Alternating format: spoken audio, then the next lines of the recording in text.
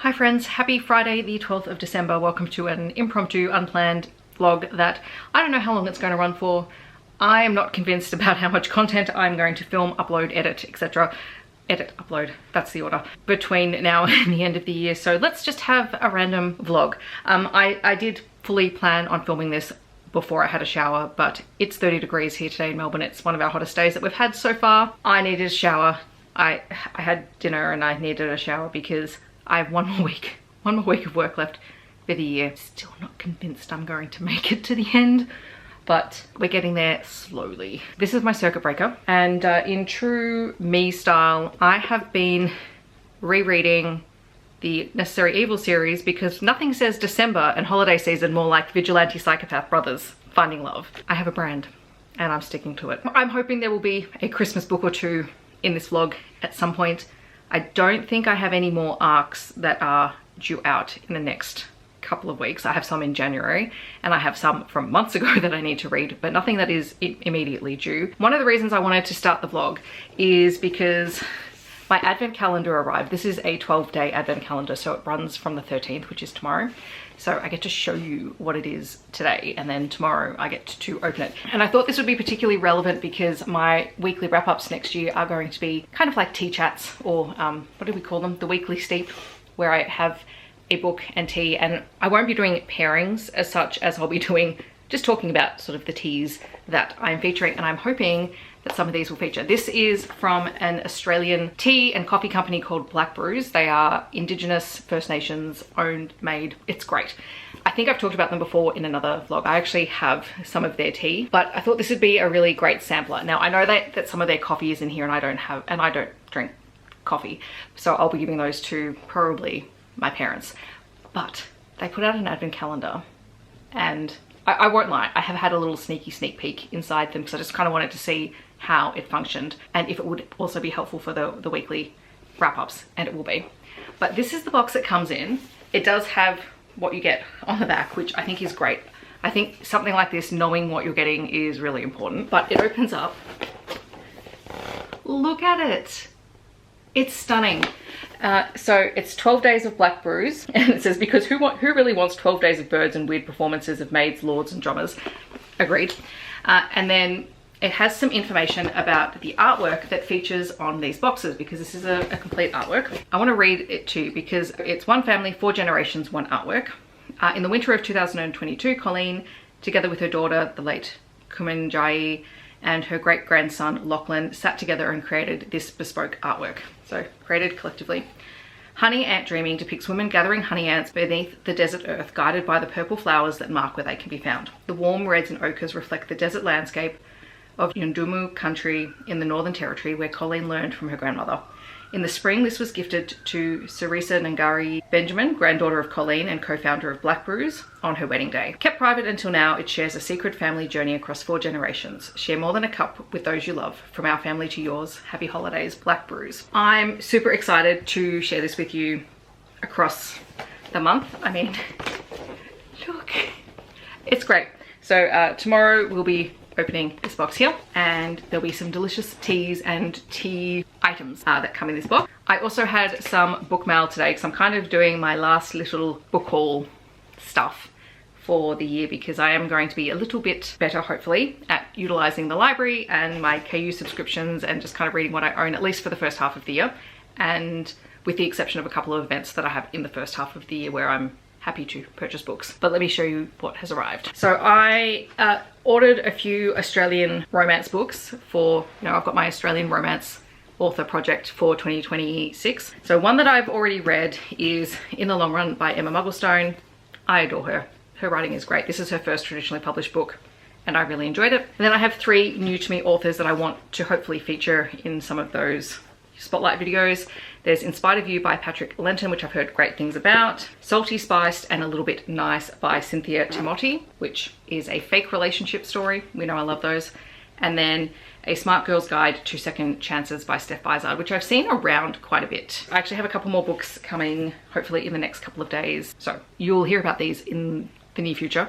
If I can't control myself, maybe before the end of the year. And the other reason that I thought a vlog would be good this weekend is I've got to finish off my Christmas gifts, because I'm going to be making things. I'm going to be making my Christmas granola. I'm hopefully going to be making some Christmas themed sweet treats for my building at work. So this past week I got bored and I made some Rocky Road, which I'm never gonna eat it myself. I ate like one piece and I'm like done.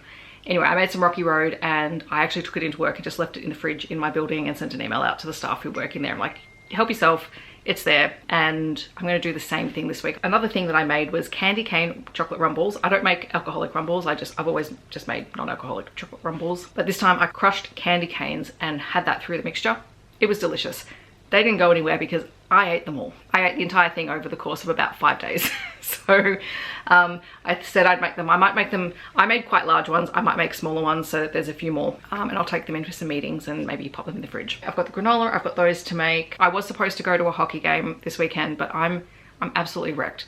The last couple of weeks of work and school are just, they're full on. They're full on and my energy level is non-existent. Tonight I'm going to finish Lunatic. Tomorrow I will read Maniac. I also have to watch the newest episode of Heated Rivalry, which has come out today, but I don't think I'm going to watch it tonight because I'm struggling a little bit with Heated Rivalry, and it's not because I don't love the show. I'm struggling a lot with the discourse that is happening around Heated Rivalry, the show. I think I might save the episode for tomorrow. I'm going to let everyone get everything out of their system. I'm going to be staying off social media because I'm struggling a little bit. I would like to talk about it because there are things that I love. It's not perfect. I don't think it's perfect, but I think it's a great show. I think it's been put together really, really well. So far this intro has been a lot of chatting, not a lot of doing anything, and certainly no reading, but I'm gonna read now. It's a Friday night. I need to turn the air conditioner on because it is hot. Alrighty, it's 8:30. I am about 50% of the way through Lunatic, and I thought I would give you a quick update because I'm notorious at not doing that. This is Archer's story. So Archer, if you're not at all familiar with the Necessary Evil series, it is a 7-book series about a group of 7 boys who are adopted by a billionaire. They're all psychopaths, or psychopaths question marks for some of them. And they've been raised by this billionaire to basically become vigilantes. So he's tried to raise them based on the work of a woman called Molly, who had raised her own son who was a sociopath. He's mentioned in here. This book series ties in with Onley James's Elite Protection series as well, particularly in this book because there's a lot of crossover characters. This is also the book that sets up the Watch series as well, which I started but I didn't continue, and I should probably come back to it at some point. Anyway, each of the books follows a different brother. Of all the stories, the first book in the series is probably my least favorite book in the series. Books 2 onwards, I have a particular love for Moonstruck just because of the character, one of the brothers that's featured in that one. I've recently just reread the twins story. There's a set of twins and their stories, like I love the characters. And so Lunatic is about Archer, who is the character in the family who is portrayed as being a alcoholic consistently through all of the other books. Archer is not an alcoholic. He's been basically faking it for years, and part of that is he's gone, well, he's done it for so long and it's a role that he's sunk into, and he's like, this, I do this so that when I'm me for me, and I'm not anyone else, which has some implications for his relationship with some of the other characters in the story, who are really upset to find out that he's let them believe that he is a raging alcoholic for years. Anyway, in the story, Archer is paired up with Mac, and Mac is the son of Molly Shepherd. Thomas and Molly have essentially decided that Mac and Archer are going to be their representatives for Project Watchtower, which is a project that involves taking Molly and Thomas's research and applying it on a wider scale, where young adults who have been identified as psychopaths or with psychopathic tendencies are being recruited for training to, you know, go out and do some good in the world. And unbeknownst to everyone in both their families, Archer and Mac have been sleeping with each other on and off for a while. And so it comes as quite a surprise to everyone when they wake up married in Vegas, which, I mean, who doesn't love that trope? It's fun, it's silly.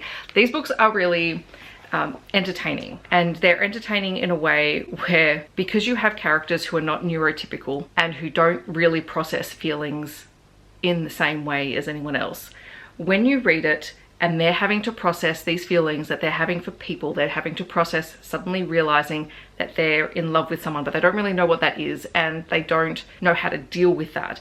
And they, like, their feelings are huge.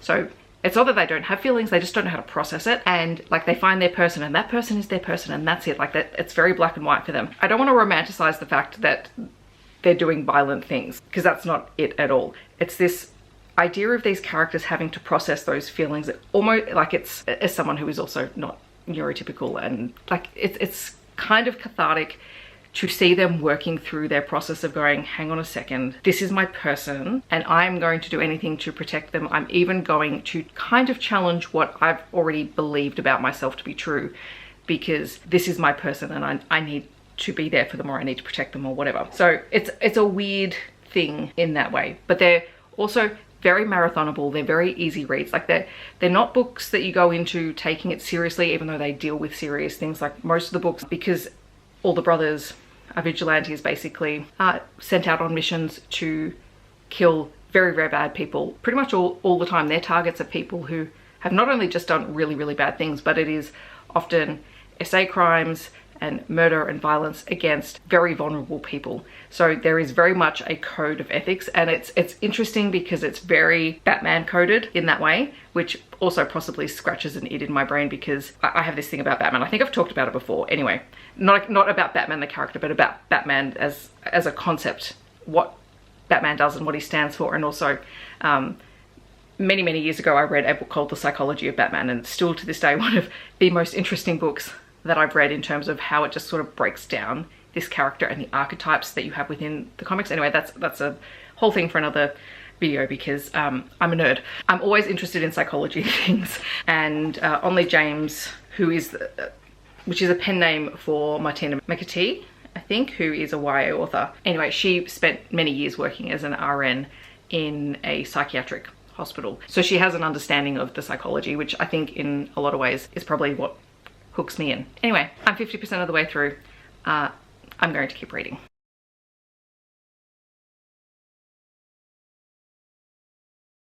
Hi, hello. It's 10:30. I finished Lunatic. I actually finished it like 20 minutes ago and have been doom scrolling. Except it's not doom scrolling. I'm scrolling through a lot of heated rivalry Instagram posts. On reread, this is just as good.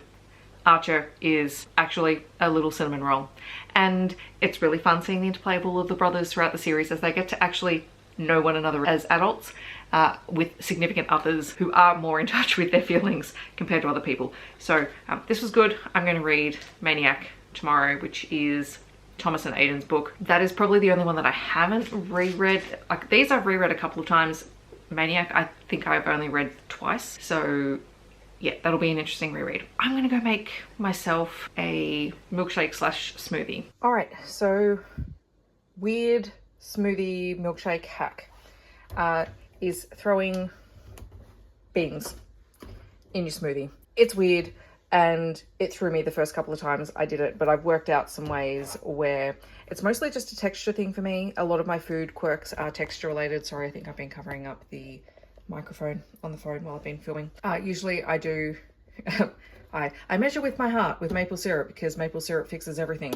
And then kind of like a 1/4 cup of beans. These ones are just white beans. I don't know what they're called. And I have done chickpeas in this recipe as well.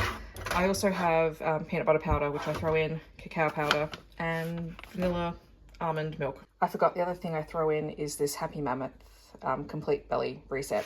Don't know if it helps. I've been using it for a while. Yeah, that's basically what it looks like. Let's blend it up. And that's the finished smoothie. Let's face it, maple syrup, peanut butter, and chocolate fix everything. Good morning, happy Saturday. The aircon is already on because it is very humid here today. I don't even know what the temperature is supposed to be, but it's humid. And it's supposed to storm later, which is just also not going to make anything better. But it is the 13th, which means I can open my advent calendar. Day 1. Maybe I should keep this box and use it to store excess things. Anyway, there are 2 tea bags in here. This is the Aussie Brekkie, which is single origin black tea grown in the Daintree rainforest here in Australia. I have not tried this by them, so I'm going to try one this morning. I'm going to put another one away for next year so it can be used as part of my series. It is a black tea. I don't tend to put things in my black tea, and especially since I haven't tried this before, I won't. What does the back of the box say? On the first day of Christmas, my true love gave to me a strong and malty Aussie brekkie grown on Country. I probably mispronounced that. I apologise. I'm going to make my tea, but I've also just been out to the supermarket to grab a couple of things. Mostly things for dinner. I grabbed some burgers to make burgers tonight. I have not eaten a lot of red meat recently. I just don't feel like making them myself, even though I know it would be easier. But I bought that and some rolls for it. For lunch, I've got the leftover pizza. I've also got a bean, corn and tomato salsa-y, salad-y kind of thing that I'll eat. So I just wanted something different for dinner. And I had to get some more almond milk so that I don't run out, because I'll do another milkshake smoothie thingy later. And I've got to film this morning and it's already 9 o'clock and I haven't had breakfast. We're gonna do all those things.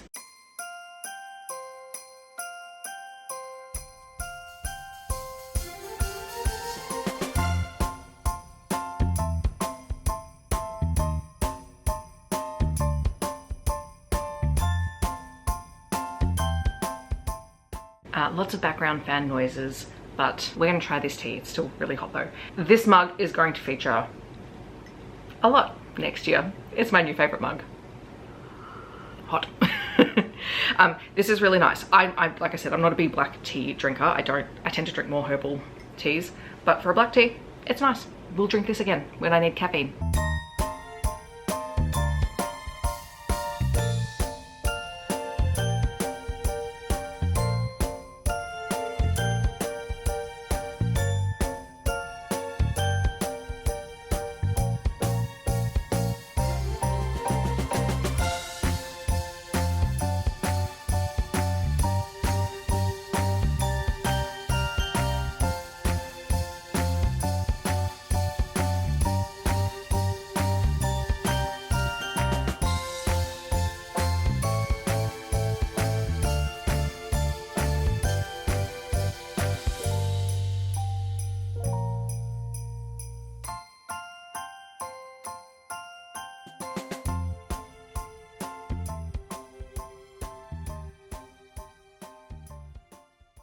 Ignore the fact that my lipstick is basically gone. It's 2:30 and I haven't eaten lunch because I've been distracted by, one, listening to Magic Bites, which I've finished, and I'm now listening to Magic Burns, because let's just reread Kate Daniels before the end of the year.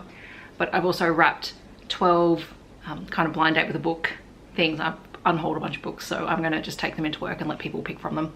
And I've also done the granola, and I have put it into the containers. This is the first lot of granola. I have to do another one next weekend for my family, but I'm giving work gifts this week and family gifts next week, so we're just staggering it. I need to eat food. I really do. Hi friends. Oh god, I should have brushed my hair. I couldn't be bothered. It's 5:30. I am about to sit on the couch and start reading Maniac. I did finish reading, I think I said earlier, I finished reading or rereading Magic Bites on audio. I was listening to it while I went to the supermarket and while I was doing jobs around here, and I went straight into Magic Burns. My new plan is to try and reread the entire Kate Daniels series on audio before the end of the year, because why not? I have been working on my Christmas gifts. They're not 100% finished. I'm waiting for a few things to come in the mail tomorrow. And I also FaceTimed my sister, saw my nieces, and we were just catching up. My parents are away this weekend. I hadn't seen my sister or my nieces in over a month now. We probably won't catch up until just before Christmas again, so at least another week away. But I'm gonna park myself on the couch. I'm going to start this reread. I'm very excited. Apparently I am consistently not pressing record and I start talking for like 5 minutes and then the camera turns off. Actually no, it's less than 5 minutes because the camera doesn't wait that long, but anyway, that's what's happening. It is 7:20. I've just put burgers in the oven because I do not want to be standing over a stovetop cooking burgers. They can go in the oven. I am 118 pages into Maniac, which is putting me at chapter 9. And this one is really interesting because it is Aiden and Thomas's relationship. And Aiden was the last of the boys that Thomas adopted, and he adopted Aiden at 17. And we haven't really got the reason why that happened until now. So we get Aiden's backstory and we get Thomas's backstory. Obviously this is an age gap romance. There is 14 years between them. The age gap is worse when you look at the history of the fact that Aiden has had a crush on Thomas since he was 17 years old and Aiden would have been 31. Thomas never did anything with Aidan at that point and rebuffed the boys' advances, because the 14-year age gap at 17 is much different to when you are nearly 40 and you have a 14-year age gap with somebody, because in the present day Aidan is nearly 40. And the circumstances around why Aidan was adopted by Thomas are very, very different to all of the other brothers in the series, and that is a really important thing in it. Also, Aidan is not a psychopath because he does feel things. He's referred to as a dark empath in the book. He's someone who feels feelings but is very happy to torture and kill people. Go figure. In this one, Thomas is being blackmailed by someone who knows what happened to his family when he was younger. So Thomas, we learn, which we've assumed the whole way through the series, is a very intelligent man. But in this we find out, you know, he was taking college level classes when he was 13. So he was socially isolated. We know that his cousin, who is his cousin because the cousin's mother married into Thomas's family, not because they're blood related, became his only friend, but was grooming and gaslighting Thomas for the majority of the time that they knew each other. So they met when Thomas was 13 and the cousin Shane was 17, and essentially this becomes a really toxic, abusive relationship of a minor. And Thomas already didn't have a good relationship with his own family, who didn't treat him especially well, and it definitely sets the background for why Thomas has eventually gone into researching, exploring and training psychopaths to recognize and hunt down other psychopaths, because we know that that's what Shane was. I know that I've done a live show with this. I'm pretty sure it was with Robin. I'll have to find the link, because this was, when did this book come out? Would have been 22 or 23? 23. But yeah, it's fascinating. And in this relationship, a lot of the times it is Aidan who is the adult in here, because Thomas has stopped himself from forming true relationships with other people because of these things that have happened in his past, and also being concerned by the perception of what a relationship between himself and Aidan would have done, in terms of just the fact that Aidan was adopted by Thomas, there was an age gap, etc., and all of that. I find like it's really interesting to explore and unpack. Aidan has put up with a lot from Thomas and is going, I don't know why I still put up with this. Literally, I do not know why I still put up with this, because Thomas is not in a good place. He is, in this sense, very self-centered and self-protective, and so he's very unwilling to kind of step outside his comfort zone and confide in the one person he continually confides in. I've completely forgotten how this entire thing plays out, so another good reason to do a reread, and I will update you soon. Dinner. Like a semi-functioning adult, I have green stuff in it, so I suppose that's called winning at adulting. Alright, so I'm editing this vlog and there's so much footage, but apparently there's no footage of me finishing Maniac, so it was a really good rereading experience. I'm so glad I reread the series and I got to the end and I got to sort of revisit all the beats that happened and, you know, eventually figure out, you know, who was behind the sort of the mystery subplot of the story and all of that, and just to see all of the characters and to revisit some of the side characters and like the female characters in this. There's like 3 major female side characters who are just phenomenal. And I love them to pieces, and they get more airtime in this particular book, and that was just excellent. So yes, rereading the series was a huge win for me this month. Good morning, friends. Happy Sunday. I've just woken up and jumped on sprints with Izzy and May. They're doing a 12 in 24-ish holiday sprints. But we've just started sprinting, so I'm going to open day 2 of the advent calendar. Day 2 is here. It's not a tea. So it is a tea strainer, and this is great because a lot of their teas are loose leaf teas, and this is a really cool little design. I'm excited because I was sent a sample of their mint tea a while ago. I think I'm going to use this morning to try that, so I'm going to go give it a wash. I'm going to make my tea and make some breakfast, and then figure out what I'm going to do with my day.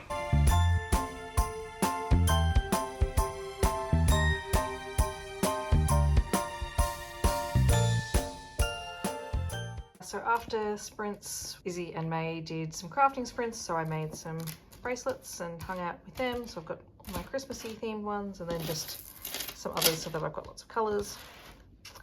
Yay for bracelets.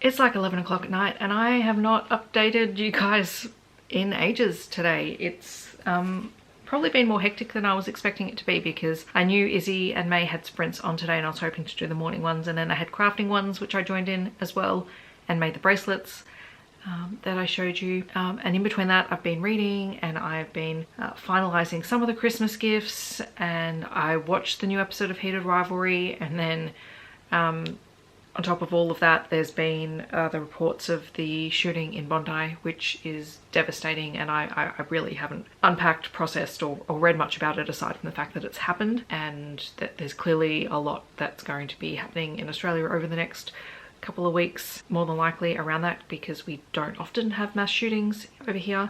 So I mean, I'm absolutely devastated and my heart goes out to the families of those people who are affected. It's absolutely horrible, and it kind of feels a little bit weird to sort of come back from that and then talk about books, but I did finish Magic Burns today, which is the second book in the Kate Daniels series, so I'm continuing my reread, and I did also start Magic Strikes, which is the third book in the graphic audio. That's just going to be my audio book for the background for the foreseeable future, so that's going to continue. I did read 2 holiday romances today. So the first one was A Seasonal Love Affair by Madison Nicole, which is a sapphic hockey romance. We have Channing, who is a professional women's hockey player. She also has Ehlers-Danlos syndrome, and her best friend, who is also her team captain, convinces her to take some extra time off before the season starts to rest her body and come back strong and healthy, and also tells her, hey, I want you to come away with my family, who she's very close with, for a week over the holidays. We'll stay in a holiday resort, we'll relax, you can have time out from everyone, but you can also see my family, who you're close with, and connect with people, and you know, this place is amazing. You can get facials and massages and whatnot. And so Channing goes along, and there she meets Remy, who is an esthetician. She meets her when she's having a facial, and the two hit it off. They're immediately attracted to one another. Remy is pansexual. She loves the Women's Hockey League. She recognizes Channing. They talk hockey, and then they get to know one another while Channing is staying there. They end up sleeping together once, I think. But you know, trying to connect when both of them have time to do that. Yeah, then it becomes a case of, okay, is this just a 1 week, you know, holiday fling, or could it potentially be something else? And Channing gets Remy season tickets or season passes to the games, and it's just very sweet. It's under 100 pages. It was just a really nice sapphic hockey romance story to have. Lots of queer side characters, lots of different representation in those side characters, which I loved. And then later on I read Christmas Lane by Amy Aislin, which I think is book 1 in the Lighthouse Bay series, which are all kind of holiday themed stories. This is a small town that, you know, has a lot to do with Christmas. We have Zach, who is in his mid-20s. He is working at his family's cafe that his sister runs. He has recently graduated. He has done a degree in event management, essentially, but he is struggling to find a job. Throughout the course of the book, he is applying for positions because he doesn't want to be stuck working at the cafe with his sister. In fact, it's starting to drive him a little bit batty. He also happens to have a crush on Holland, who is the town handyman. He also happens to be Zach's 3rd grade teacher many moons ago, before Holland realized teaching wasn't for him. So I think he was only a teacher for like 3 years. And Holland is 15 years older than Zach, and obviously nothing ever happened ever there that I would not read that, so they're both consenting adults in this case. Yeah, Zach is approached and basically told that he's taking on the role of coordinating the Christmas float parade and the Christmas fair that takes place afterwards, because the guy that normally runs it has had a family issue, and Zach happens to be the only one with event management skills or at least a degree in the town, and so that forces him to work with Zach, who also has a float in the parade, and it is them kind of falling into their romance. Holland comes with some baggage. He's obviously a little bit older. He's had a few more experiences, and his ex-boyfriend eventually comes back to town, and his ex-boyfriend has recently been diagnosed with cancer and doesn't know the prognosis yet. They're waiting for some more test results, and So part of it is this relationship, part of it is setting up obviously these other characters who we're going to meet through the series, who are going to get stories through the series, including Holland's ex-boyfriend. But it was fun. It was like a very easy read, very Christmas themed queer romance. So it's been kind of nice to dip back into some holiday romances over the last 24 hours. As for Heated Rivalry, I really loved this episode. I think it did a really great job of highlighting Shane and Ilya's relationship. It was the episode Rose, which for those of you who don't know, Shane ends up dating an actress called Rose. This is after he's had conversations with Ilya, because Ilya is bisexual and is very open about sleeping with women throughout the course of the first book. I have a lot of thoughts on Heated Rivalry. It's late and I don't feel like I am fully equipped to have this conversation. So maybe tomorrow, maybe not, but just know I love the show. I'm loving the direction it's going in. I'm excited that it's got a second season. That's great. But I think I probably need to go to bed. Ignoring the giant mess of my apartment, this is my outfit of the day. Not quite, well, my earrings are Christmassy because they're a Christmas tree book, Christmas trees. But I could only find 4 of my Christmas outfits. I cannot find my Christmas pants anywhere. It's driving me nuts. So I'm having to go with comfy today and red top and earrings and Christmas bracelets. Also, I'm not going to do the advent calendar because it's 10 to 8 and I usually leave around 8 o'clock, but I'm still waiting for breakfast to cook in the oven. So I'm running late. Hello friends, happy Monday afternoon. It's been a day. I'm home, it's nearly 5:30. Is it 5:30 or it might be even 5:40? Interesting day. I've just come home, had a shower. I just needed to de-stress. One of my colleagues gave me a gift today and they got me a book. No one ever buys me books. Like seriously, people in my life do not buy me books. So whenever someone buys me a book, I get so ridiculously excited. And I knew what it was as soon as it looks like, because you can tell when it's a book, when it's a paperback book in the packaging. And my colleague was looking at me like I was nuts, that I was this excited about getting a book. It's like, why does no one buy you books? No one buys me books. Really cute card. And the book that he got me is Oceans by David Attenborough and Colin Butfield, which is I listened to the audiobook of this earlier this year, and this has been on my wish list to pick up because it has the pictures in it. And he bought me a book. I'm stupidly excited by this. So this will probably get a reread so I can annotate it, because I cannot express how excited I am. But let's do day 3, because I will hopefully, is it tea? Yes, it's tea.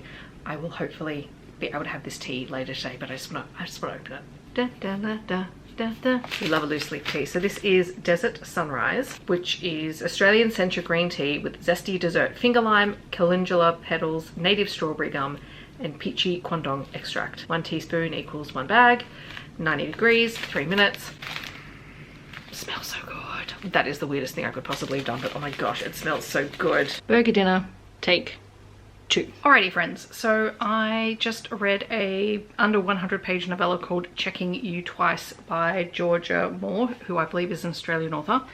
And this features 2 Australian characters, but it is set in the US. It is the story of Nikki, who has travelled to the US to surprise her sister, who she's previously been quite close with, but her sister has moved to the US with her partner, and they've been trying to have a baby, and Nikki wants to go there and surprise her. It's a novella, there's not a huge amount of backstory, but it seems to be that Nikki and Jill are the only family that the other has. And when Nikki gets there, she finds that her sister and her partner are not home. They've gone away, and that someone is house sitting in her sister's apartment, and that somebody happens to be Nikki's ex-boyfriend Harrison, who moved to the US to pursue a job, and then 4 months prior to the start of the story broke up with Nikki, but didn't really explain why. And as it turns out, it's a whole thing around the job, and that the fact that Harrison lost his job very quickly into moving to the States, feeling inadequate and feeling like he wasn't able to succeed, where Nikki is quite driven professionally, and I'm not saying, and you know, it's not a great excuse, but essentially feeling like he was not worthy of her. And so they end up in a forced proximity situation where they're both at her sister's house. They're helping her sister out by decorating for the holidays. We find out that Nikki's sister's partner has miscarried. I think it must be at least the 2nd time. And so that's part of the reason why they went away, was to reconnect and sort of heal from that recent loss. And so Nikki and Harrison are left to their own devices, and they set up the house for them. etc. And it's their second chance, really. It was fine. The writing style was fine. I get frustrated with stories like this, but I also know that this is the kind of stories that I'm going to get when I pick up stories like this. So I only really have myself to blame for it not being a standout, but that's fine. It's a Christmas novella. It's a new to me Australian author. I would pick up something by Georgia Moore again, get a better sense of her writing style in a longer form. But yeah, that is Checking You Twice.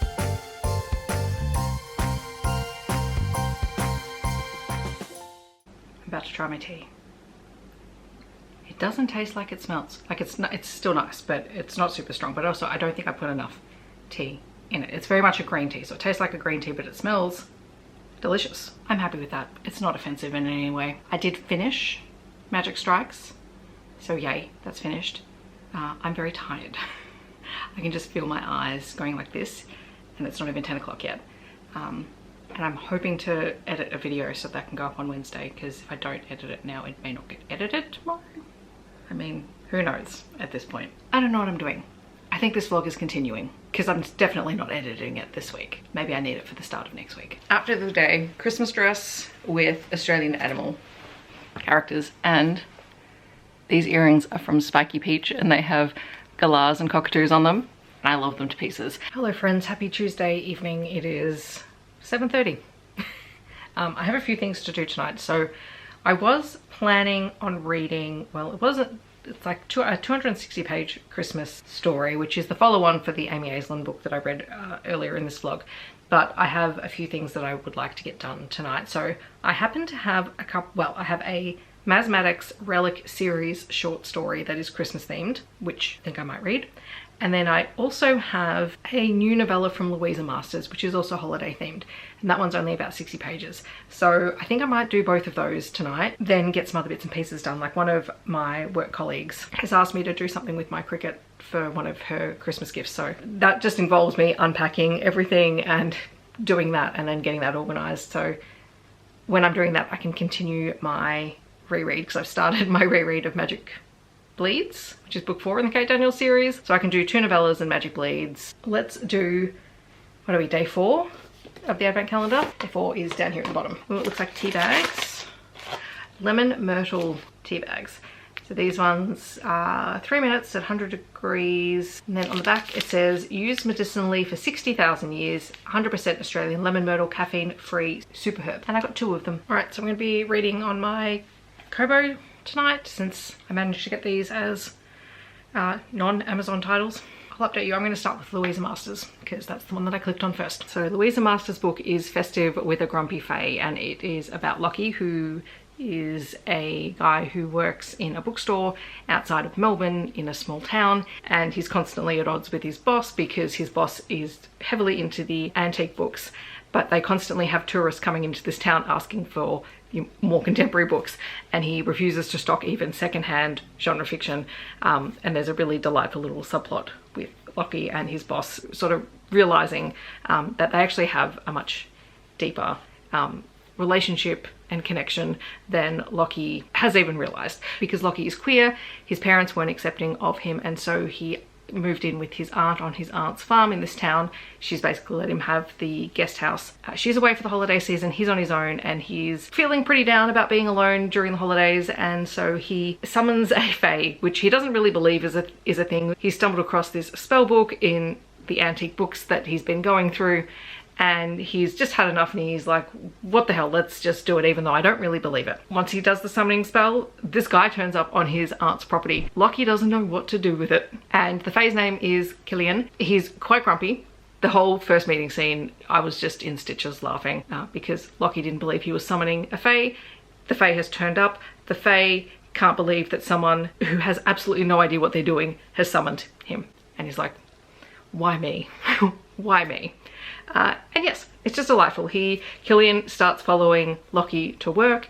He is someone who stands up for Lockie when Lockie won't necessarily stand up for himself, because he doesn't want to put people out. It's a closed door story. It's only 58 pages long. It very much ends as Lockie realizes that he has feelings for Killian, but it was just a delightful short. Like, it was just nice. So now we're going to read the RELIC holiday story, which is called Relic holiday story. The Relic holiday story is so cute. And it also takes place between books 4 and 5. And I don't know how I didn't know that. How did I not know this existed? Because it is a very short, it's probably like 20 pages, right? Probably less than that. Story about Montana, who is in charge of the Relic dino shifters. And it's Christmas time. Henry has just joined their ranks. Henry is an Albertosaurus who recently awoke, and so he's kind of the newest one in the gang. Anyway, Montana has organized tickets for everyone to go to this very fancy place that has created a winter wonderland in the middle of Texas. So you can do all the Christmassy holiday things that you would like to do if you were in a northern state as opposed to in Texas. And as soon as he gets there, he regrets it because he's like, what have I done? Like, these guys are going to go off and they're going to be themselves. And they're delightful, but they're also, you know, a bit over the top. The first thing that happens is they lose Henry. Henry disappears. It's not until Montana goes searching for him inside that he finds that Henry has gotten him a jacket, because Montana gave his jacket to one of the human partners of the Relic crew, and has dragged Montana over to an ice skating rink to go ice skating, even though neither of them know how to ice skate. And Henry is a little bit better at it than Montana. Montana is struggling. Montana is a T-Rex on ice skates. Not as a T-Rex, but you know, his human form. And it's just so stinking cute. And now I just want to go back and reread Montana's story, but I also just kind of want to go back and reread the entire Relic story. And let's face it, since I've been rereading everything at the moment, that's a distinct possibility of happening. Not at the moment though, because there are things that I would like to read that I said I would read this month, and I would like to read them, but the urge is there.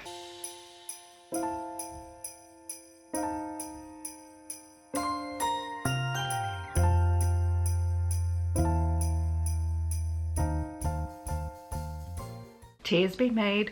It smells delicious. I mean, it probably won't taste super strong. I mean, if it does, excellent. But it smells amazing. It's so lemony. But it's very hot, so I will come back in a minute and taste it.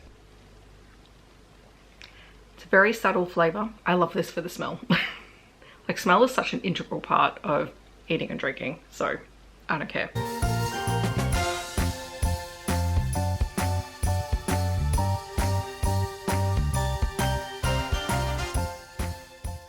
Happy Wednesday.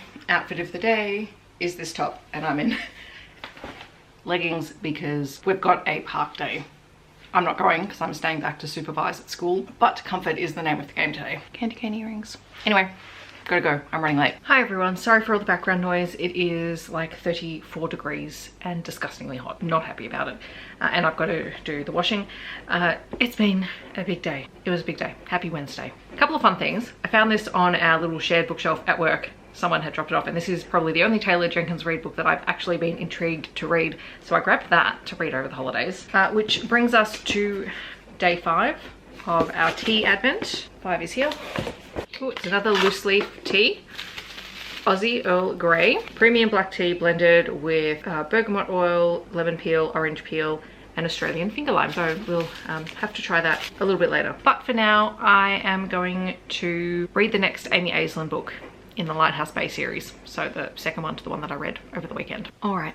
So I got about 38% into Gingerbread and Mistletoe by Amy Aislin and decided to DNF it because I just was not enjoying the story. It just really wasn't working for me. Mika's story. So Mika was the ex-boyfriend in the first book who came back to town and was basically awaiting his cancer diagnosis. And in this book, he's been through his cancer treatment. I think it's like 12 to 18 months later, he's been through his cancer treatment. And he's now helping Zach out with running all the town's Christmas events. But the very first chapter of the book is an incident between him and a guy called Jeff, Jeff is out for a drive in a very fancy car that he rebuilt with his dad. His dad has since passed on. Mika accidentally drives into the back of the car. So this is like like just after he's found out he's got cancer, before he has, you know, concrete information about his diagnosis. The two obviously don't get along. And then Jeff ends up in Lighthouse Bay the next Christmas, and he has remembered that the town used to host this hockey charity game to raise funds for the local food bank. And he finds out that it hasn't run in years and he wants to make it happen. He's the CEO of a sporting goods company, etc. He wants to do it until he finds out that he has to work with Mika because Mika is in charge of organising all of the events in that part of the town. It's the two of them sort of working together. I kind of got to the part where they are working together and it's a little bit more amiable than it has been. Just wasn't feeling it, so I DNF'd it. And then, because I just wanted to read something, that's all I want in life, is just to read something each day. I ended up going back to a novella that I've had sitting on my Kindle for a little bit. 7 Points is the follow-up novella to Crash Test by Amy James. I read Crash Test earlier in the year. I really enjoyed it. It is Travis and Jacob's story. This time we are in Jacob's perspective for the entire book. I think in the previous one we kind of switched perspectives between the two main characters. In the first book, Jacob was involved in a crash, and that really hindered his initial relationship with Travis. But at the start of this novella, Jacob, who is a test driver for Crosswire, which is a team that competes against Travis's team. So Travis is an F1 driver.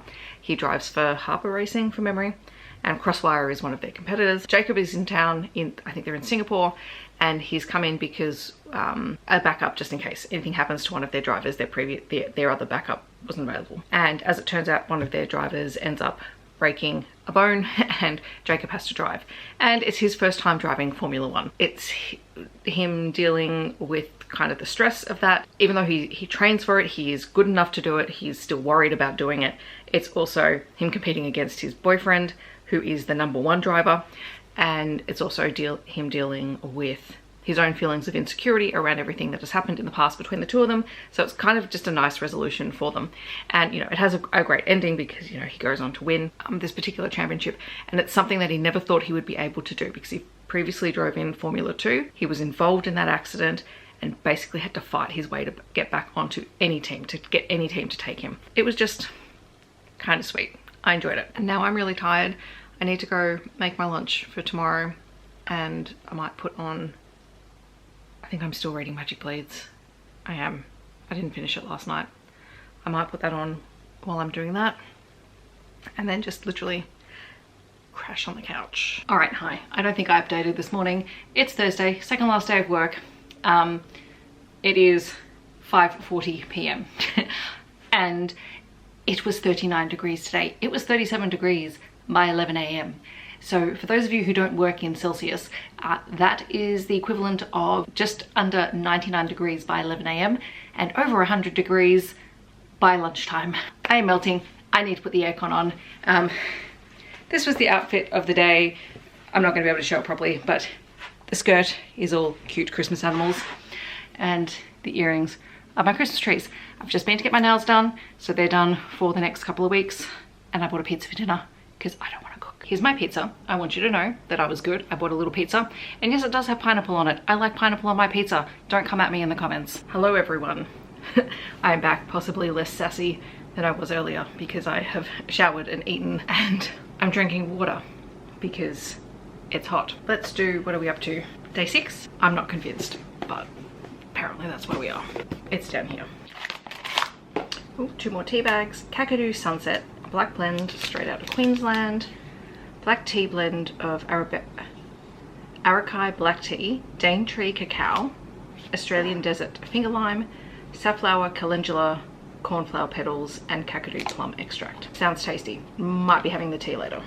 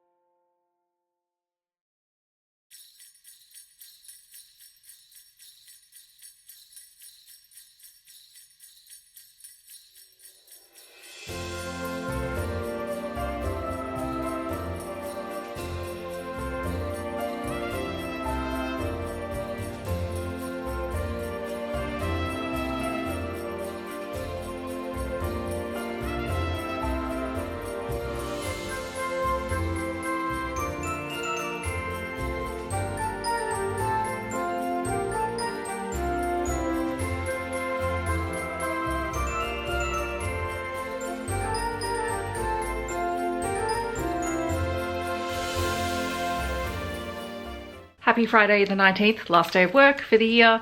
I am currently doing trips backwards and forwards between work because I don't want to carry a whole bunch of stuff home at the end of the day. So it's our lunchtime and I've snuck home with gifts and things from the kids. I'm about to run back, but outfit of the day, a poinsettia dress.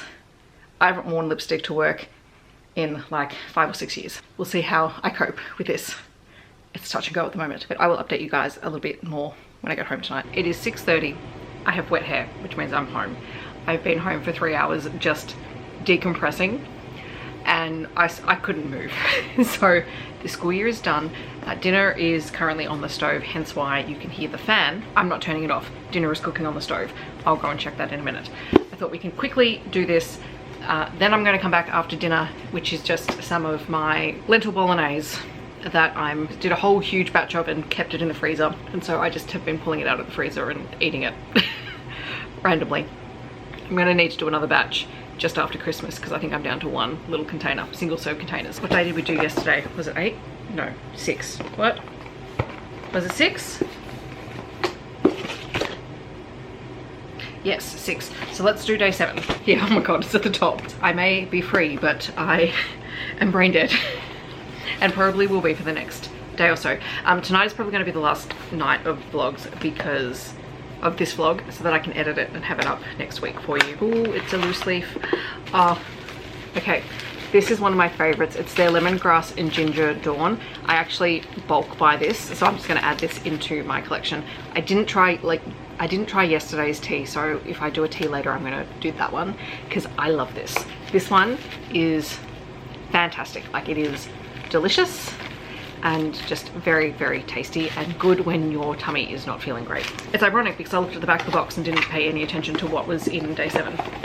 I do know that tomorrow's day is coffee, and actually I'll show it to you because I'm not going to film tomorrow.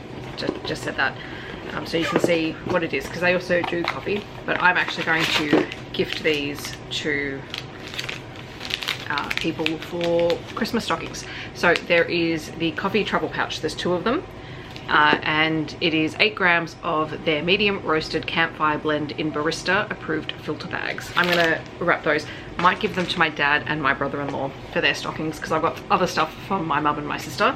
Even though my mum drinks coffee, I've got other things for her. Dinner has been eaten. I'm going to read, hopefully, Staging Love by Lynette McCornan, which is a sapphic Christmas romance. Sounds promising. It is a woman who hires another woman to be her fake fiance for her family Christmas, and they end up falling for one another. My optimism was short-lived. So I didn't really get past the first chapter of the book because the drama is dramaing significantly.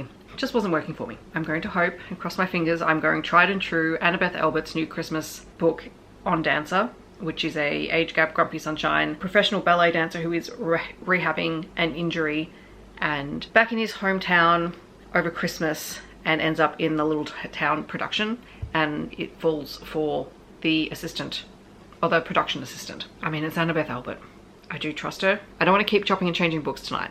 I do not want to be doing that. So On Dancer was stupidly cute. You have Alexander, who is a very successful ballet dancer who has been injured. He's injured his knee and he's had kind of a year of rehab and being off dancing, and he's back in his hometown, and the local ballet school, which is where he originally started dancing and where his mentors run the school, invite him to come and perform in their end of year Nutcracker performance, and his knee has healed up enough for him to be able to do that. They also offer to, you know, make accommodations for that. And there he meets Rudy, who is the son of his mother's best friend. Alexander is 34 and Rudy is 24, so that's the age gap in it. Anyway, Rudy works there as a production assistant. He helps his mum, who runs the production side of the school, as well as teaching ballet. And they don't initially hit it off, and then they do. And Rudy is very much a sunshine character. He kind of connects with Alexander by unintentionally turning him into a tabletop gamer, playing a card game, and that's how they connect and they spend more time together. You know, their initial conflict in their relationship is because Rudy is a virgin and Alexander feels some kind of way about that, not necessarily negatively about Rudy, but more about his own first experience, and so they have to kind of work through that. And then also the impending separation, because Alexander will be going back to Seattle instead of staying on the East Coast. It was fun, it was sweet. All the chapter headings at the start of the chapters begin with definitions of different ballet terms, which was kind of fun because I don't know all that much about ballet except that it's pretty to watch. So yes, this was a good switch out today. So I've enjoyed that. We're gonna wrap up this vlog here because I have no idea what I filmed, how much footage I have, how long it's gonna take me to edit it. Forever. It took me forever to edit this video. You're welcome. And while there'll be other videos that come out, I think I've already pre-filmed those, so there won't be any new content that I film after the 19th that goes up before Christmas. So Merry Christmas or Happy Holidays to those people who celebrate. If you don't, hopefully this time of year is peaceful and quiet for you. That's my wish for myself. And I will see you probably more vlogs in the new year. There will be videos coming out until the new year. But probably not vlogs. So I've got to figure out what's going on with my content because all of the pre-film stuff, it's all over the place. I've got to figure it out. If you want to let me know that you're here but don't leave a comment, feel free to leave a book stack emoji, and I will see you next time. Bye everyone.